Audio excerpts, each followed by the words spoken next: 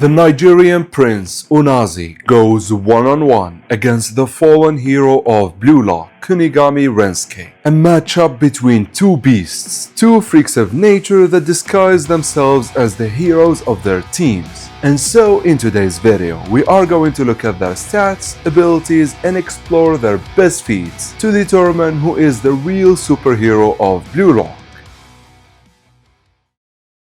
Super Musclehead Orange Man Kunigami, or the player known as the fallen hero of Blue Lock, a concept that the writer actually hyped up so much at the beginning of the NEL, only for him to completely forget about Kunigami, the wild card, and what it means to Blue Lock. But even still, even though he is a complete wasted potential, Kunigami is one of the most physically gifted characters in the show. In fact, in the U20 category, with the exception of Baro and Aiku, no one actually comes close to Kunigami in terms of physicality. And this physicality of his is at the center of his whole playing style. And so let's not waste any more time and jump straight into his physical stats. Now, it is a no secret that Kunigami is the strongest player in the U20 category. When it comes to strength and raw power, Kunigami is truly unmatched. Even very powerful players like Baro, or hell, even extremely aggressive players like Shido or Kaiser pale in comparison to Kunigami when it comes to this aspect specifically. He is without a doubt unmatched in terms of raw power and strength. However, that's not the only area where he completely dominates, because the next stat I want to talk about is actually his second best. Of course, I'm talking about his jumping ability. You see, due to his remarkable height and his extreme physical prowess, Kunigami is one of the most dominant players in the air. In fact, in the U20 category, when it comes to aerial dominance, I would put him on Aiko's level, right below Aryu, who is the definite king of the skies. As for Kunigami, however, we've seen him dominate almost any player in the air, and he is actually one of only 3 players whom we've seen them score a header. And even beyond that, we've seen him snatch a high ball and turn it into a goal, all thanks to his high flying capabilities. However, it doesn't end with Kunigami here. You see, while it is expected of him to be a very dominant player in the air, given his height and his physical prowess, one physical trait of his that always kinda shocks me is actually his speed. You see, despite being an actual tank, Kunigami is rather fast for that muscle mass. He is much faster than the likes of Baro, Nagi, or Isigi. In fact, he is only 2 points behind Yuki, which is something very shocking. The guy is close to one of the fastest players in the show. However, it kinda explains how he actually was able to keep up with Shido throughout the PXG game. I feel like with Shido's insane speed and his instinctive movements, one needs insane speed in order to keep up. And even though this is impressive, it is a bit of a head scratcher for me. I mean, no one with that muscle mass should be moving at that speed. However, this actually makes me beg a question. Why doesn't Kunigami utilize that speed and raw power better? In fact, I feel like that's a weakness that we need to cover at the end of Kunigami's assessment.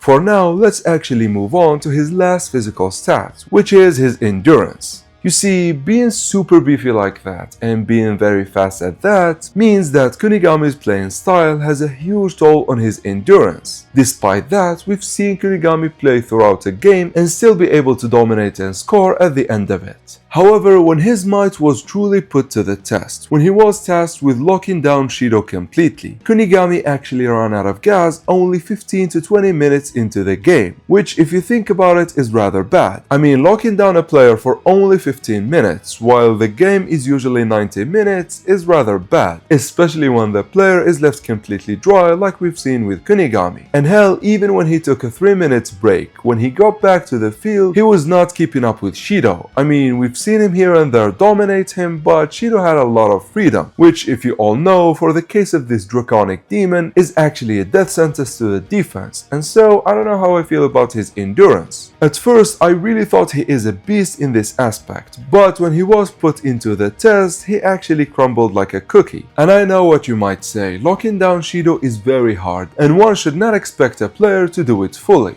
However, do I need to remind you that Lorenzo locked down a much harder to deal with player in Kaiser and still did not sweat the whole 30 minutes? Meaning that in locking down Kaiser for the entirety of the game, Lorenzo was not giving it all, and he still had much more stamina to go. And please don't bring the argument of him being a new Gen 11. In this aspect specifically, Lorenzo is a very skinny dude, and so how was he able to hold down Kaiser while Kunigami failed at holding Shido down? I feel like that's only a testament to how mediocre Kunigami's endurance is. However, with it we are done with his physical stats, and let's move to his abilities and weapons. Now, Kunigami being the strongest player in the show only means one thing. He is insane at dueling, both on offense or on defense. In fact, I feel like in terms of the U20 category, with the exception of dribblers, Kunigami is one of the best duelists ever. He is no Lorenzo, Kaiser or Rin by any means. However, he is still better than most players in terms of purely one-on-one. And while for sure he is very weak to dribblers like Lorenzo and Bachira again, I still think he is one of the most reliable duelists in Blue Lock. And in fact, him being the savior that he was in the PXG game is a testament to that. The guy, not only was he keeping down Shido on a short leash, he also was great at ball keeping and retention, because we've seen him be the perfect anchor for both Isigi and Kaiser. And in fact, I feel like this is a small weapon that we should talk about separately. His ability to hold the ball is honestly unmatched. The guy can get the ball and wrestle with any defender without losing it. And at the same time, he works perfectly as the anchor for any formation, which is actually the reason why Noah and Ego told him to give up on being a striker and rather focus on being an anchor, which by the way is more fitting for him, because that way he definitely becomes the hero of the team. He might not be the one to score, but he is the one holding everything together. Kinda like how Isigi and Karasu are right now. They are holding the team together, but I feel like they do it very differently with their brains and metavision. However, that's not the only weapon that an insane physicality guarantees. You see, because Kunigami is a beast, he is a freak of nature, he also has one of, if not the strongest and fastest shot in the U20 category. And I know what you might say, the Kaiser Impact is faster. However, that's not what the Kaiser Impact is all about. The Kaiser Impact is about the speed of swinging. When it comes to actually shooting the ball the fastest, I think no one beats Kunigami, except of course the pros, and that's because the strength Kunigami puts onto the ball when he shoots is literally unmatched, and this grants him one of the best shooting abilities in the show. But obviously having just power and speed is not enough for any shot, but they go a long way in giving Kunigami one of the best shots in the show. He is no Baro, Ren or Kaiser by any means, however he is very threatening when given the space, which actually fits perfectly with his physicality, where he can wrestle with the defenders to give himself said space. I know this did not work well for him in the NEL because there are tactics to counter such players, however it is still a very impressive weapon for Kunigami. But in fact, it doesn't end with this. Sure, his shot is insane when he uses his left leg. However, because of the wildcard training, Kunigami is nearly a perfect ambidextrous player, meaning he can shoot pretty much the same shot with both legs. And if used correctly, this weapon is rather deadly because it keeps your options wide open, allowing you to score from nearly any angle. However, we don't see that from Kunigami. We don't see Noah's ability to score despite everyone. And this begs the question, why is that? Why isn't Kunigami performing or dominating the same as Noah? Well, to be honest, I feel like it boils down to one thing, which is definitely his mentality. You see, not only did the lone wolf mentality that Kunigami adapted for the most part of the NEL completely hurt his chances, it also almost cost him his spot in the first game. You see, I never really understood this. What's the point of not accepting passes from your teammates? I mean, we have Baro and Ren who are the most egotistical players in the show. Yet, even though they do not like giving passes, they actually have no problem receiving them. In fact, they both understand that the other players need to match them in order to deliver the best passes for them. And so, in all honesty, it was odd for Kunigami to completely refuse Isigi's help. And I understand he wants to do it by himself, but I mean, like, even Noah, Prince and Snuffy accept passes. In fact, if he is a copy of Noah, then he should copy his mentality. He should copy his extreme genius and his extreme rationality. But speaking of Noah like that actually reveals the problem with Kunigami's mentality. You see, I truly believe Kunigami is kinda dumb. I truly believe that's his biggest issue. He does not know how to use his brain better, and so he is suffering as a result of that. And this brings me to the point I alluded to with his physicality. You see, he is stronger than Baro and he is definitely faster. Yet, the way Baro utilizes his physicality is far more impressive than Kunigami. One of Baro's signature moves is his insane charges, which he achieved relying on his insane physicality. However, when I say that Baro is insane with his charges, Kunigami should be even better. As I said, he is stronger and he is faster, and so on paper his charges should be more devastating than Baro's. And it doesn't end with this. You see, sure, Kunigami is one of the best high flyers in the show. However, he lacks the acrobatic to perform insane shots while mid-air. I mean, I'm not asking of him to be like Shido who can shoot from any angle, but at least I feel like he should be able to do more than just shoot or kick the ball with his head. To be honest, I would love to see more semi-volleys from him or at least some acrobatic moves, because in the Uber's game, due to this weakness specifically, and even though he is stronger than Aryu, the latter completely destroyed him in the air, simply because Kunigami is too stiff for him to actually contend with Aryu's insane reach. While for example, someone like Shido or Rin, who are very acrobatic, could do something against Aryu. And so I would love to see more variety from Kunigami, but more importantly, I would love for him to use his brain better than where we go right now. And at this point, I feel like with that insane training that he keeps on doing, he at least is noticing that he is not advancing. However, it's not all bad with Kunigami. As I said, he still is an anchor like none other for any team. And actually that Kunigami that seemed to save everyone at any pinch is actually perfect to be the hero of any team. However, can the hero of Japan actually beat the hero of Nigeria? The Nigerian mammoth hunter Onazi, one of the coolest, most easygoing characters to be introduced in this show. However, don't let that fool you. After being pushed by Isigi just a little bit, the egoist at the heart of Onazi showed its face, and it is lusting for goals and for dominance. However, and as always, we gotta start with his physical stats. Now, in all honesty, Onazi is kinda like Kunigami. They are both freaks of nature. However, Onazi's genius comes from his chest, literally. It comes from his extremely powerful lungs and heart that enables Onazi to have one of the best endurances in the show. In fact, if we exclude the main cast who maybe have insane endurance because the plot requires it, Onazi is probably the best. I mean, in the first game that we've seen him play, we've seen him all over the field. One moment he is defending, the other he is actually attacking. And in fact, this is not only possible due to his extreme endurance, but also it is possible due to his insane speed. You see, in the first counterattack executed by Japan in the Nigerian game, Onazi was completely on offense, and the moment Nico stopped the ball, Karasu took it and immediately forwarded to Hiyori, who immediately forwarded to Rin, who immediately actually shot.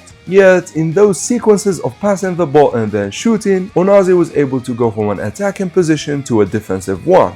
As I said, all in the span of a very fast counter. This counter is honestly no joke. The ball was only touched 4 times before Rin made his shot. However, Onazi was still able to catch up and still was able to block the ball. However, and much like I said that endurance isn't the only answer and that speed is also crucial, well, for Onazi, his agility is also off the charts. I mean, just look at him in this panel. The guy has a complete split in midair in order to stop Rin's shot. And in fact, I can't really talk about this agility of his without diving into his next physical stat, which is his insane jumping ability. Because in all honesty, Onazi is one of the best high flyers in the show, which makes this matchup very cool because it is between two of the most dominant players in the air. However, with Onazi, it's not actually about how high he can jump, but much like Shido, it's about the shit he can pull off midair. We've seen him be able to shoot from nearly any position, we've seen him be able to spin, we've seen him be able to collide with players midair, and honestly, he can do it all. And in all honesty, as I am talking about Onazi in this regard, he actually seems to be very absurd. Calling him a freak of nature is actually an understatement, because with the exception with his relatively weak physical strength, Onazi dominates almost any other physical aspects, from his insane agility and jumping ability, to his speed and his off-the-charts endurance. But I feel like with this, we need to move to his abilities and weapons. We need to see how Onazi would employ his physical gifts. And to that I would say he is probably one of the best players to utilize their physicality. I mean, I see him only being second to the likes of Nagi, Shido or Gagamaru, who completely understand their bodies. You see, not only does Onazi have insane endurance, but he is also very aware of it, meaning that Onazi is constantly trying to catch the ball. He is constantly positioning himself in the perfect spot to receive the ball, and he does that not through reading the field, which I think he also is kinda good at that, but mainly due to his endurance and his speed. The guy can circle the whole field for 90 minutes and still be able to stand after the game. However, that's not all. You see, due to his agility in the air and his jumping ability, Onazi actually has the best aerial shots in the show. I mean, I definitely see him being the same as Shido in this regard. I mean, look at this guy and the way he is shooting. And speaking of Shido, when it comes to shooting and when it comes to scoring, both can do very impressive tricks in the air. I mean, look at the way Onazi is spinning here when he is dealing with Isiki and Aiko. And mind you, he put himself in that position. The ball sure was high, but there was no way for Isiki to snatch it from him. And this is important because it signifies that Onazi understands his talent and he understands how to better use his body. Onazi also was able to unlock the Predator Eyes, one of the strongest weapons in the show hands down, with his insane shooting ability and the way he can perform in the air. And then you slap the Predator Eyes on top of that. You get a player that is very reliable in turning the 0 to 1 and he can almost score from any high ball. And honestly, overall, this is the weapon that wraps Onazi's playing style together beautifully. However, can the Nigerian prince actually defeat Kunigami?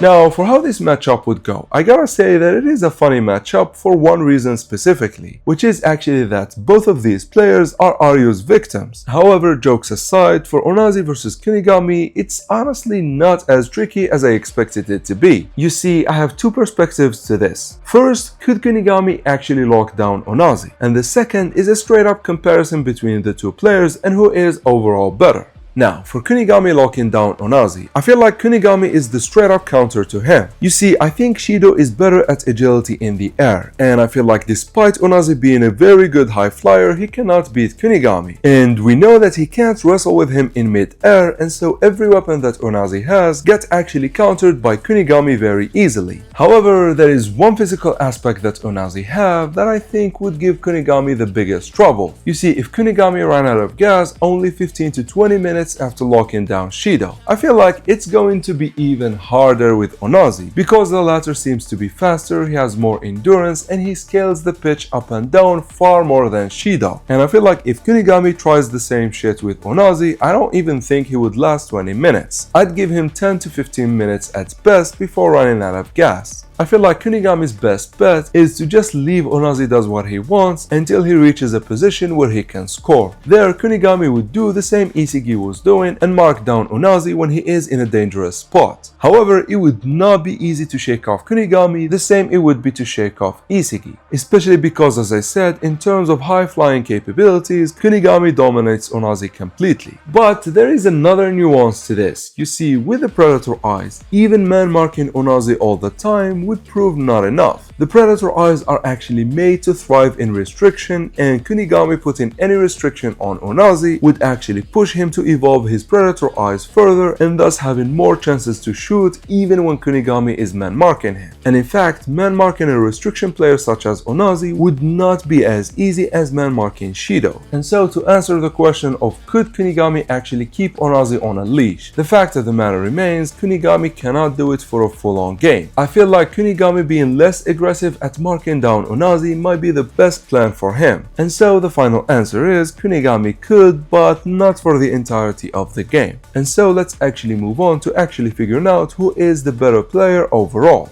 You see, while each is dominant physically speaking in their respective fields, I feel like Kunigami is definitely a little bit more impressive than Onazi. As I said, they are both freaks of nature, but I am leaning towards Kunigami. However, we need to address the elephant in the room. Kunigami has a nasty weakness, which is his mentality. He does not know how to better utilize his physicality, and for that reason, I feel like Onazi is definitely better. And in fact, Kunigami here is exactly why I value mentality so much. And if if you could believe it, it gets even worse for Kunigami. You see, even if you argue for Kunigami's mentality being not that weak, and he is very close or even beats Onazi here, Onazi having the Predator eyes kinda confirms that he is definitely the best without any doubt. And so Onazi will be the player walking with a W today. And in all honesty, due to the mentality point, I don't even think it is that close. And unfortunately, Kunigami will be walking with the L today, as Onazi is our winner. However, that's all I've got for you today, guys. I really hope you enjoyed the video, but until next time, thank you for watching.